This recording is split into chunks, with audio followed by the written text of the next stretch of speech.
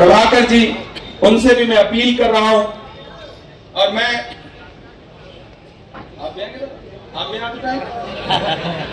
मैं चाहता हूं कि हम मौजूद एक एक आदमी अपना हाथ उठाए, मुझे भरोसा दिलाइए।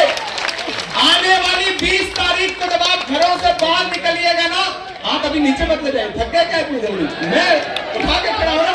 जब बाहर निकलिएगा ना तो ये सोच के जाइएगा कि महाविकास अघाड़ी को दिया गया एक वोट मोहब्बत का उस मसीहा को मिलेगा जिसका नाम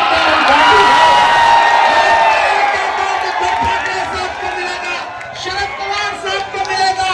आपका एक वोट इमरान प्रताप गढ़ी पे आपका एहसान होगा और मैं वो एहसान चुकाने के लिए 23 नवंबर के बाद फिर आऊंगा इसी मैदान में, आपको खूब सारी शायरी सुनाऊंगा। बहुत शुक्रिया,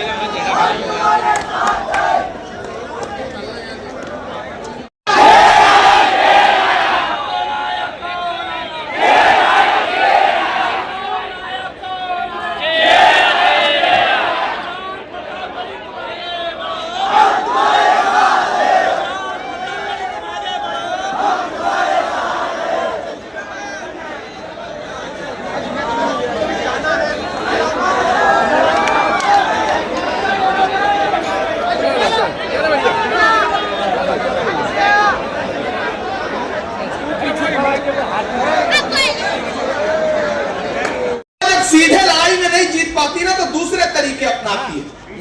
वो क्या करती है कि दबाव डाल के लोगों को कहती है कि आप उठ जाओ। लोग उठ जाते हैं, थोड़ा सा फायदा, लेकिन उस थोड़े से फायदे का नुकसान कितना बड़ा होता है वो सोच भी नहीं पाते। लम्हों ने खता की थी, सदियों ने सजा पाई। इसलिए मेरी आप सबसे अपील है, आप देख रहे हैं ना कि यहां किस तरह से भाजपा ने जोर लगाया हुआ है। होम मिनिस्टर खुद आके गए, बड़ी बड़ी बातें करके गए, लेकिन रावेर वालों, अब इस बार भाजपा का कोई बड़ा नेता है तो उन्हें बताना कि गमों की आंच में भी मुस्कुरा कर चलना पड़ता है। ये दुनिया है, यहाँ चेहरा सजा कर चलना पड़ता है।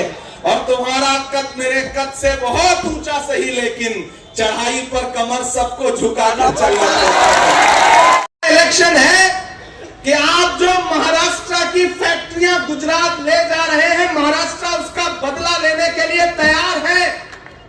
भाजपा के लोग आए तो उनसे पूछिएगा, शिंदेगढ़ के लोग आए तो उनसे पूछिएगा कि नागपुर में बनने वाली एयरबस की जो फैक्ट्री थी उसको उठा करके आप गुजरात क्यों ले गए? फॉक्सकॉन की फैक्ट्री जो महाराष्ट्र में लगने जा रही थी उसे उठा करके गुजरात क्यों ले गए? यवतमाल का वो दाभड़ी गांव जहां 2014 में प्रधानमंत्री ने आकर किसानों के साथ चाय पर चर्चा की थी, वहां सैकड़ों किसानों ने अब तक खुदकुशी की, आत्महत्या की। प्रधानमंत्री कभी झांकने नहीं आए। कीमत तो बहुत बढ़ गई शहरों में धान की, लेकिन विदा न हो सकी बेटी किसान की। कीमत तो बहुत बढ़ गई शहरों में धान की, लेकिन विदा न हो सकी बेटी किसान की। मौका मिला तो लोगों ने कुर्सी के वास्ते तस्वीर ही बिगाड़ दी हिंदुस्तान की। वरना जहां भी जाता हूं मुझसे सीनियर लोग ही मिलते हैं, तो इनके लिए तो मैं और जोर से वोट मांगूंगा और जोर से अपील करूंगा।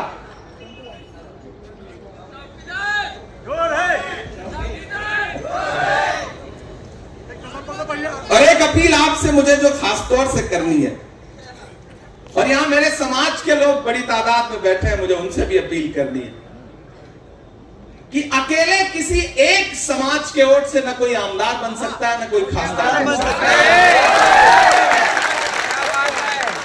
हर वफा जिंदे जावेद नहीं होती है, दिल का हर जख्म कहीं दिल का कमल बनता है। जब शहंशाह भी हो, इश्क भी हो, दौलत भी, तब कहीं जाके कोई ताजमहल बनता है। एक समाज के वोट से काम नहीं चलता। ऐसे में अगर आप एक वोट भी कहीं इधर उधर बर्बाद एक एक वोट, अपने घर का एक एक वोट लेकर के पोलिंग बूथ पर जाइए। मैं आपका खासदार हूं, मेरा सौभाग्य है कि मैं महाराष्ट्र का प्रतिनिधित्व करता हूं राज्यसभा में। इन्हें आप आमदार बनाइए, इन्हें आप आमदार बनाइए। मैं खासदार हूं। मैं वादा करता हूं फैजपुर वालों, रावेर वालों, चोपड़ा वालों, आपसे, मुक्ताई नगर वालों, भुसावल वालों, भुसावल से भी हमारे उम्मीदवार राजेश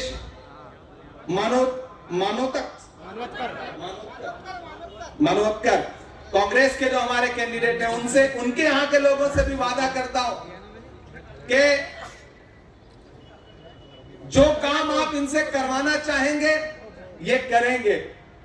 निधि कम पड़ेगी तो मैं अपना साइन करके ब्लैंक लेटर पैड इनको दे दूंगा। जहां निधि की जरूरत पड़ेगी उसका इस्तेमाल करें, क्योंकि मैं आपका हूं, आपका अधिकार है मेरे ऊपर, आपका हक है मेरे ऊपर। और ये तो बहुत युवा हैं, नौजवान हैं। पहला कैंडिडेट तो नेताजी ने कहा मिनिस्टर साहब ने कि आप 2 समस्या बताओ, हम अभी तुरंत आपकी जेल से छोड़े गए, बल्कि उनका फूल मालाएं पहना करके स्वागत किया भाजपा वालों ने। ये है इनके नारों की सच्चाई। इसलिए अगर ये आपके बीच में आए और कोई झूठा नारा लगाए तो इनके नारों के झांसे में मत आना। ये चाहते हैं कि महाराष्ट्र को या तो गुजरात से चलाया जाए या फिर दिल्ली से रिमोट कंट्रोल से चलाया जाए। अभी कल ही उद्धव ठाकरे साहब की बैग की जिस तरह चेकिंग की गई, ये मराठी अस्मिता को अपमानित करने की जो कोशिश की गई है, महाराष्ट्र उसका बदला लेकर रहेगा। मेरे भाई, मैं आपसे अनुरोध करता हूं, आपसे गुजारिश करता हूं कि आने वाली 20 तारीख को जब घरों से बाहर निकलिए तो ये सोच के जाइए कि ये इलेक्शन कोई छोटा इलेक्शन नहीं है। इस इलेक्शन का मकसद बहुत बड़ा है। इस इलेक्शन का पूरा देश इंतजार कर रहा है। ये महाराष्ट्र की भूमि है, ये डॉक्टर बाबा साहब अंबेडकर और वीर शिवाजी महाराज की भूमि है। इसे दिल्ली से नहीं चलाया जा सकता, इसे गुजरात से कंट्रोल नहीं किया जा सकता। महाराष्ट्र के लोग सीधे सच्चे हैं, लेकिन खुददार लोग हैं, स्वाभिमानी लोग हैं, लड़ जाते हैं अपने लिए, अपनी अस्मिता के लिए लड़ते हैं। इसलिए मैं आप सबसे अनुरोध करता हूं कि महान बादशाह सिकंदर ने यूनान फतेह किया, यूनान जीता। धोखेबाजों की सरकार कहता हूं। मैं परसों एक मीटिंग में बोल रहा था कि ये धोखेबाजों की सरकार है, तो सामने बैठे एक साथी ने कहा कि इसमें एक चीज और जोड़िए, ये न सिर्फ धोखेबाजों की सरकार है बल्कि खोखेबाजों की भी सरकार है। मैंने कहा ये सजेशन अच्छा है। ये धोखेबाजों की और खोखेबाजों की सरकार है, और ये इलेक्शन उस गद्दारी का बदला लेने का इलेक्शन है। कांग्रेस पार्टी ने, महाविकास आघाड़ी ने, उद्धव साहब ठाकरे ने, शरद पवार जी ने, कांग्रेस पार्टी के राहुल गांधी जी ने अपना नुमाइंदा आपके बीच में भेजा है। लड़ाई सीधी महाविकास आघाड़ी और महायुति के बीच में है। प्राइम मिनिस्टर आ रहे हैं, होम मिनिस्टर आ रहे हैं, बड़ी बड़ी बातें कर रहे हैं। यहां भी आए थे, मैंने सुना, सिर्फ नफरत की बातें करके गए। आपको एक चीज याद रखना है रावेर वालों, कि एक तरफ वो लोग खड़े हैं जिनके नारे क्या हैं, बटोगे, कटोगे, मंगलसूत्र छीन लेंगे, भैंस खोल ले जाएंगे, ठहा देंगे, जला देंगे। और एक तरफ हमारे नारे क्या हैं, आओ नफरत के बाजार में मोहब्बत की दुकान खोलते हैं। ये लड़ाई नफरत और मोहब्बत के बीच में है, और ये भाजपा के बड़े बड़े नेता आए और बड़े बड़े नारे और बड़े बड़े वादे करें तो समझ लेना कि इनसे बड़ा झूठा दुनिया में कोई है नहीं। याद करो, इनके झूठ एक एक करके गिनाता हूं मैं। 2014 में इन्होंने नारा लगाया था, बहुत हुई महंगाई की मार, अब की बार मोदी सरकार, याद है?